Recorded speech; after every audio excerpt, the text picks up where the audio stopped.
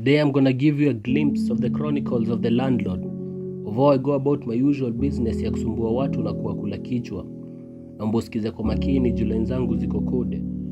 So in this particular instance, I was knocking on the door of a tenant who had not paid rent and was planning kumwacha na den till ajue exactly what I meant, nikisema my rules cannot be bent. To my surprise though, mlango ikafunguliwa na a different person than the tenant alikuwa nyuma yake.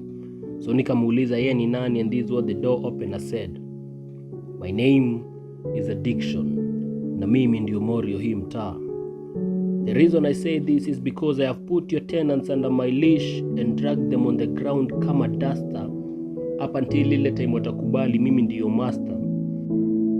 This I do using their different desires, from the drugs to the screens to the money to the caffeine. I use anything. Sooner than later I lock them up in my world where moon and stars have no difference, na ikifika hapa they'll always choose me, watarusha nje any other preference. Simply put, step 1 na wavalisha kiatu, step 2 wanajistep nayo. Oh yeah, Mr. Landlord, naona uko shocked. How about ulize your tenant how true this is? Yeah, it's true. At first ilikuwa innocent fun and I did it because I enjoyed it. Day by day it became more frequent up until ile siku nilikosa kuifanya nikasikia siko fiti. It's like I was being choked na suffocate, I couldn't even breathe. If only you could be able to purge me from this vanquishing urge, from the first scent that they gave to the recurring inevitable crave. Because I lost the key, and that's silly of me, but it's now missing the whole door and this hurts to the core. Not even a grain of immunity against my unending vulnerability.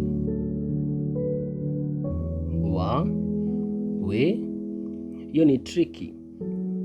But Mr. Landlord, I have to address the issues of my tenants, and this is what I tell them.